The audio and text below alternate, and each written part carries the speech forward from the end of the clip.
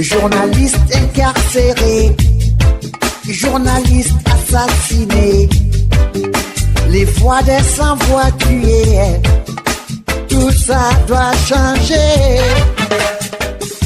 La voix des DDH et des journalistes. La voix des DDH et des journalistes. La voix des DDH et des journalistes, c'est une émission de l'Organisation des défenses des droits humains, Partenariat pour la protection intégrée, PPI en sigle. La voix des DDH et des journalistes parle des activités des promotions de la paix et des protections de défenseurs de droits humains et des journalistes et encourage la collaboration avec les institutions étatiques pour l'amélioration de leurs conditions de travail en République démocratique du Congo. Mesdames et messieurs, auditrices, auditeurs, bonjour et bienvenue à l'écoute de votre émission La Voix des DDH et des journalistes. La Voix des DDH et des journalistes est une émission de l'Organisation Partenariat pour la protection intégrée PPI, œuvrant pour la promotion de la paix et la protection des défenseurs des droits humains. Pour aujourd'hui, nous allons parler du rôle des médias du Sud Kivu dans la promotion de la bonne gouvernance. Pour en parler, nous sommes dans ce studio avec Trésor Kiemboa. Trésor Kiemboa, il est le directeur de la radio communautaire Pouvoir FM. Il est également coordonnateur provincial des journalistes, présentateur des émissions de débat AJPED Sud Kivu. Bonjour et bienvenue, Monsieur Trésor. Bonjour Frédéric, bonjour à tous les auditeurs de cette grande émission La Voix des DDH et des journalistes qui sont en train de nous suivre par instant.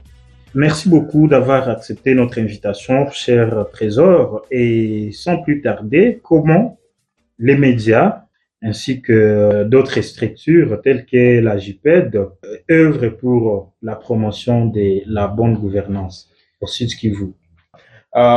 Pouvoir FM, en tout cas, œuvre dans la bonne gouvernance, dans le sens où nous organisons des thématiques, des émissions thématiques liées à la bonne gouvernance, également des spots de communication, des sujets qui doivent passer dans les éditions du journal, qui parlent de la bonne gouvernance, qui appellent bien évidemment les dirigeants à améliorer les conditions de vie de la population, améliorer la conjoncture économique de la population, parce que tout ça englobe dans la bonne gouvernance.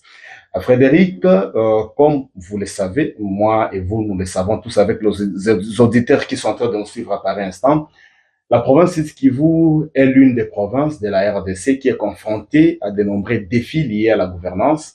C'est d'ailleurs en raison de sa richesse minière et de sa position géographique stratégique. Également, malgré ces difficultés, des initiatives sont mises en œuvre pour promouvoir une bonne gouvernance et améliorer les conditions de vie de la population. De temps en temps, nous, comme journalistes, des fois, nous organisons des émissions à téléphone ouvert.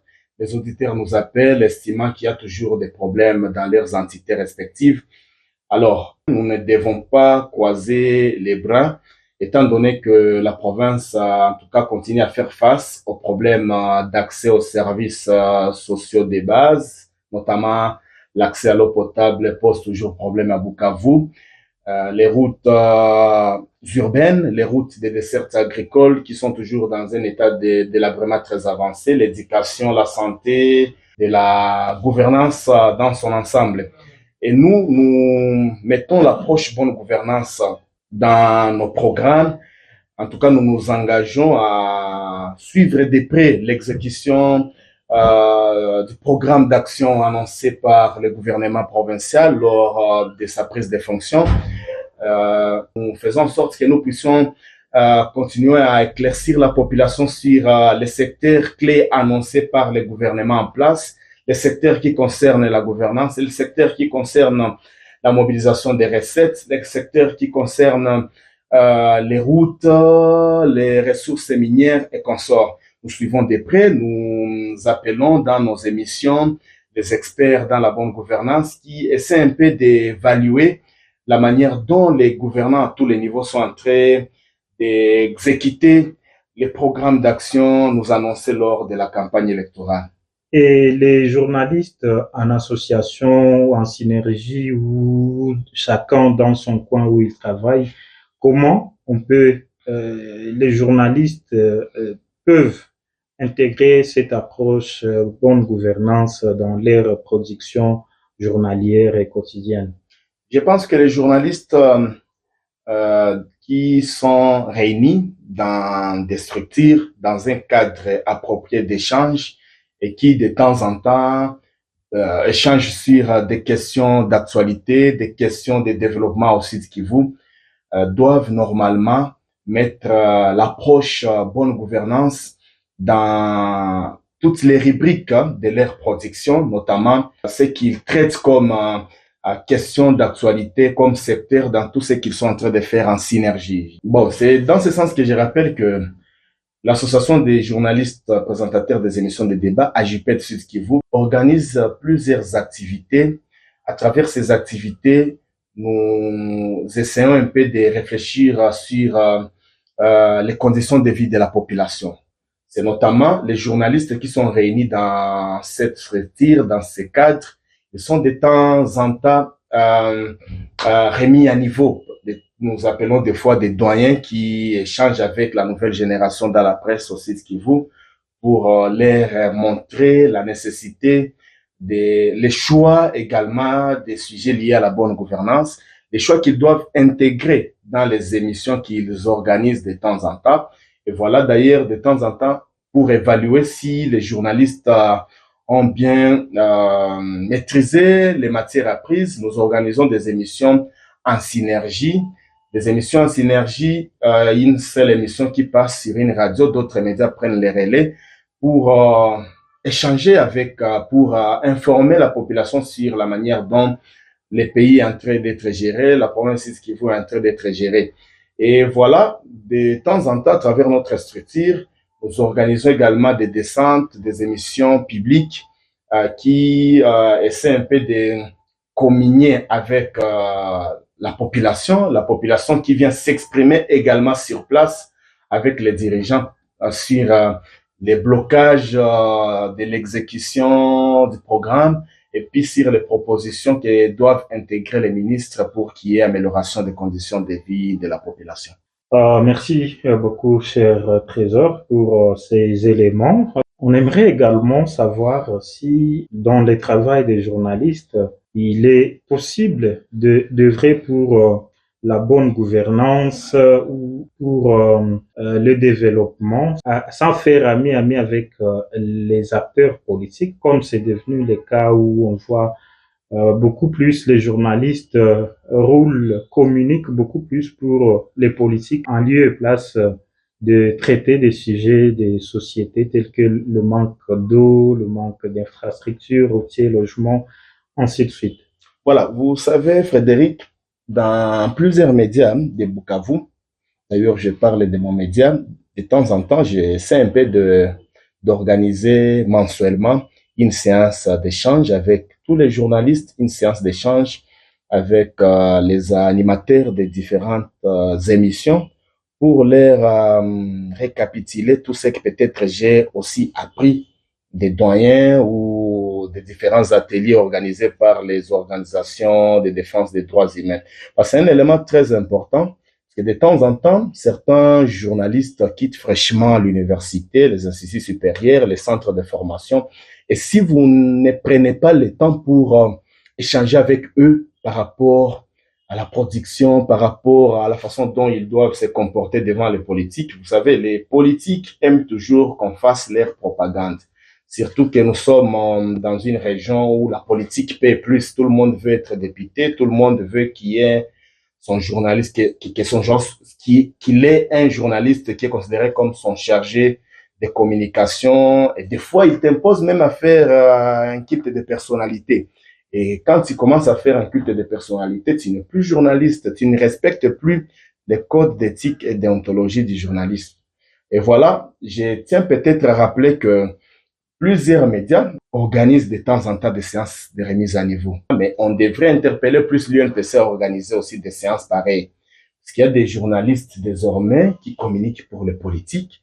Et vous vous demandez, ça c'est un journaliste ou carrément il devient un acteur politique et membre d'un parti politique. C'est un élément crucial que vous venez de soulever là-bas. Tout, peut-être les responsables des médias qui sont en train de nous suivre, ils devaient tenir compte de cet élément-là parce que ça pourrait redorer l'image de la presse. Rien n'empêche que vous soyez journaliste qui parle de la politique de temps en temps. Nous sommes de l'association des journalistes qui présentent des émissions de débat, mais en gardant ce secret, cette noblesse, à ne pas tremper dans des propagandes, dans des publicités, des politiques, parce que et quand vous trempez dans ce genre de choses, carrément, vous n'êtes plus journaliste. Et quand on trempe dans la propagande, on cesse d'être journaliste. Et quelles sont les principales recommandations à tous les niveaux pour que les journalistes ou les médias jouent pleinement les rôles dans la promotion de la bonne gouvernance et que la population y trouve son compte? D'emblée, aux organisations qui œuvrent dans l'éducation des masses, également qui sont proches des médias, de continuer toujours à appuyer les organisations locales qui traitent les questions liées aux droits des journalistes, aux devoirs des journalistes. De temps en temps, organiser des séances de remise à niveau de tous les journalistes de la province Sud-Kivu, en commençant par Bukavu, en allant également dans des territoires, former et réformer encore une fois des journalistes sur les choix des sujets des émissions de débat, également sur les choix des sujets à traiter dans les éditions du journal. Aussi, aux responsables des médias, je l'ai dit tantôt, dans chaque conseil de rédaction, revenez toujours sur les comportements d'un bon journaliste. Revenez toujours sur les principes sacro-saints, je l'ai dit, du journalisme. Également les politiques. Ne pensez pas que nous sommes là pour faire votre propagande. On peut faire passer votre information par rapport à une activité quelconque. Vous êtes là, vous allez communiquer avec votre base, vous allez échanger sur soit un sujet d'actualité. Mais ne nous tenez pas rigueur, estimant que nous devons dire une foule triomphale, unique à son genre, gigantesque, qui a réservé un accueil chaleureux. Bon. Mais ne croyez pas que nous devrions saboter, les veulent. Voilà, tel que vous le voulez, et saboter tout ce que nous avions appris sur les bancs de l'université, du centre de formation, de l'école, pour commencer à tremper dans la communication publicitaire, la communication politique. C'est avec ces recommandations que nous mettons un point final à cette émission, La Voix des DDH et des journalistes. La Voix des DDH et des journalistes, qui est une émission de l'Organisation Partenariat pour la protection intégrée PPI, œuvrant pour la promotion de la paix et la protection des défenseurs des droits humains. Aujourd'hui, nous parlions du rôle des médias du Sud-Kivu dans la promotion de la bonne gouvernance. Et pour en parler, nous étions avec Trésor Kiemboa, qui est le directeur de la radio communautaire Pouvoir FM et également coordonnateur provincial de l'Association des journalistes et présentateurs des débats AJPED Sud-Kivu, à qui nous disons merci. Merci beaucoup, Monsieur Trésor, d'avoir accepté notre invitation. Merci à vous, Frédéric Bagalois. Merci également à tous les auditeurs. Également, merci à tous les auditeurs de cette grande émission, La Voix des DDH, des journalistes. En tout cas, merci. À la prochaine, ça pourrait également encore nous faire plaisir. C'est un plaisir partagé. Auditrices, auditeurs, on se fixe rendez-vous la fois prochaine pour un nouveau numéro. Au revoir.